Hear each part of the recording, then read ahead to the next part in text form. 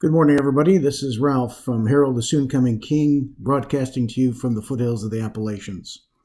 On the screen, you'll see a picture, of course, of bounty of food. I thought it was maybe an appropriate picture as we talk about true fasting. And it's not really a teaching on fasting in and of itself, but an understanding of really where I think the Lord would have our hearts to be in preparation for His coming.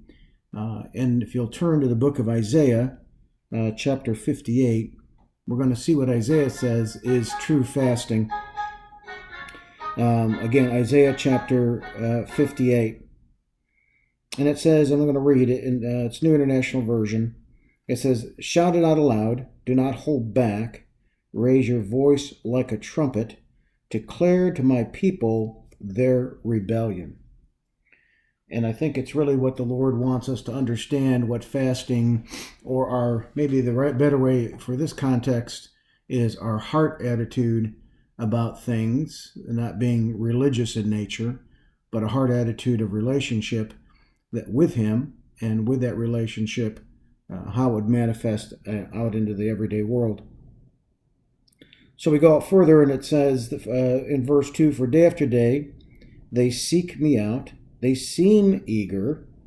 I think it's quite interesting how Isaiah says, "They seem eager to know my ways, as if they were a nation that does what is right and has not forsaken the command of its God.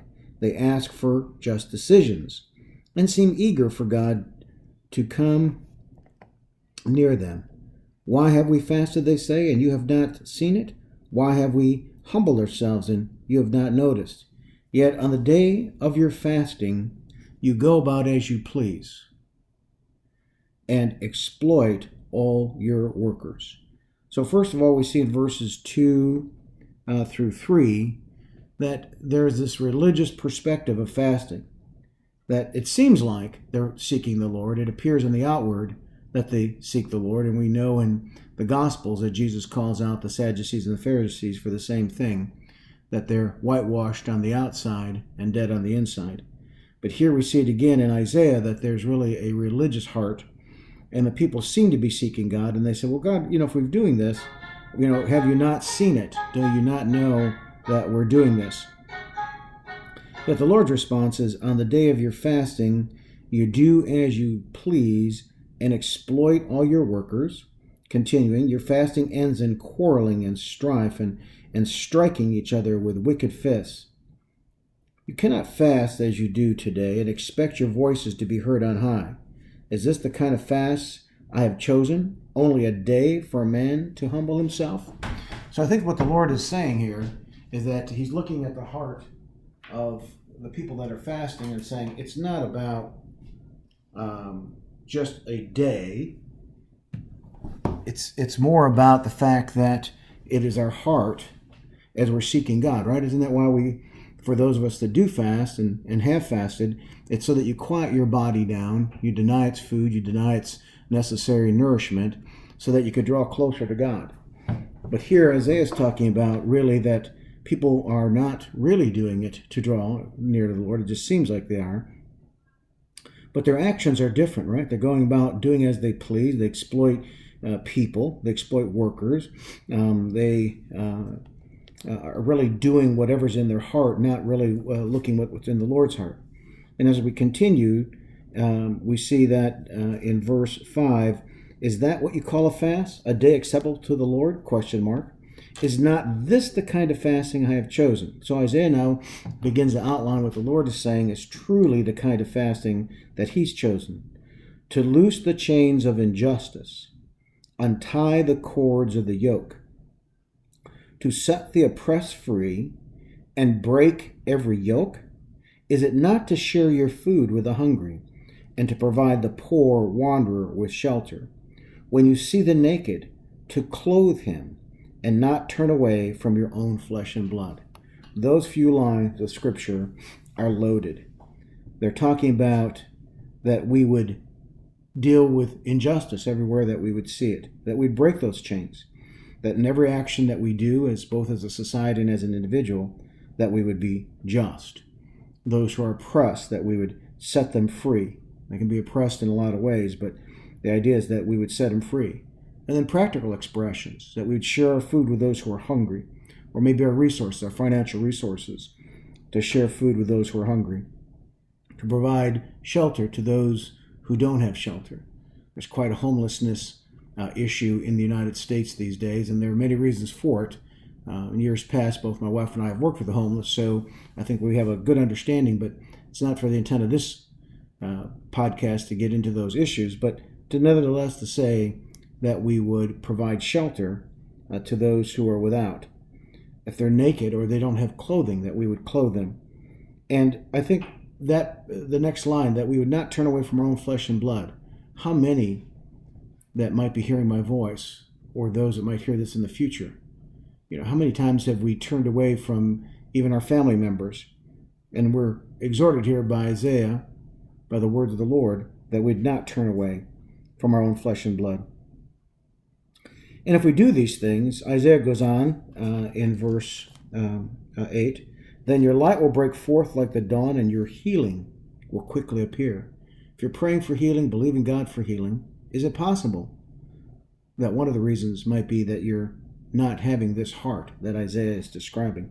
There could be other reasons. I'm not saying it is the only reason, but surely here's one identified by Isaiah, that our healing would quickly appear if we're operating this way. Continuing, then your righteousness would go before you, and the glory of the Lord would be with your rear guard. Then you will call, and the Lord will answer. You will cry for help, and he will say, here I am. So if our heart is like this, if we're functioning like this, then when we call to the Lord, he will hear us, as opposed to what we saw earlier in the chapter, when those who were religiously fasting were saying, well, Lord, haven't you noticed? Why have you not seen this? The Lord is promising us here that he would. Continuing, if you do away with the yoke of oppression, with a pointing finger and malicious talk. Wow, that's a big one, right? Malicious talk. How much malicious talk have any one of us been guilty of? And if you spend yourselves in behalf of the hungry and satisfy the needs of the oppressed.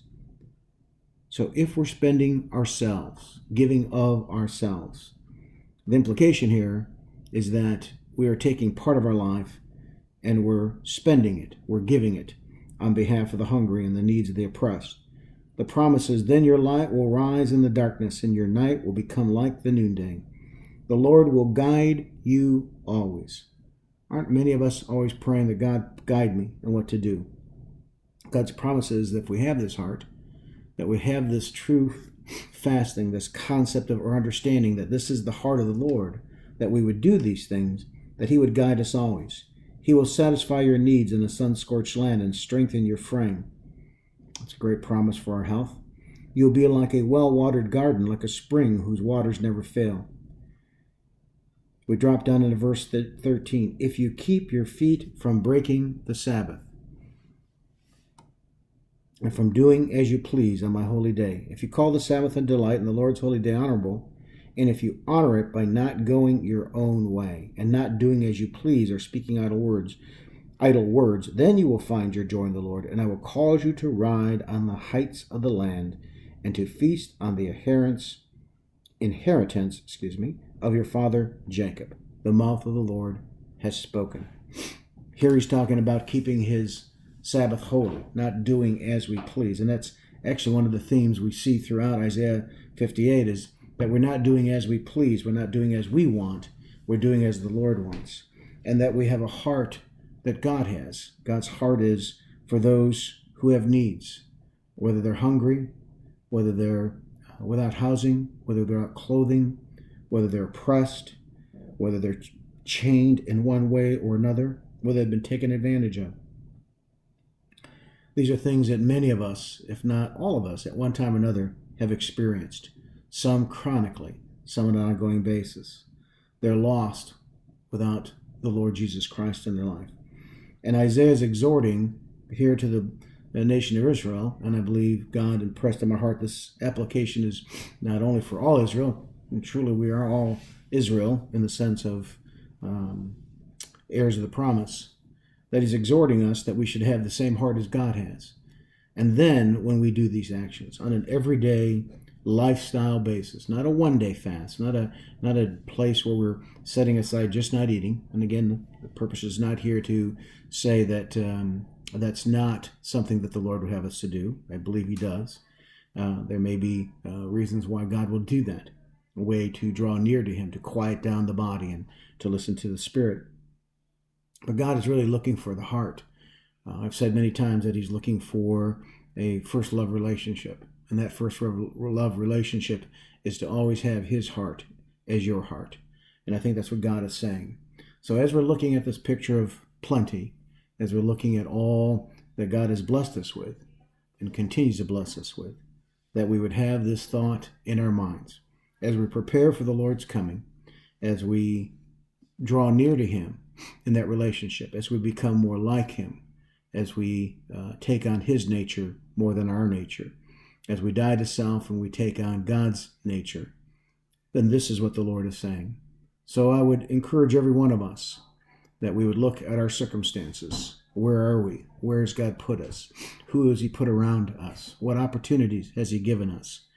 And then ask ourselves, are we truly fasting before the Lord? Are we doing what Isaiah has spoken of by the Lord, right? The last piece of Isaiah 58, the mouth of the Lord has spoken. And truly we say, if the Lord would just speak to me, I would know what to do.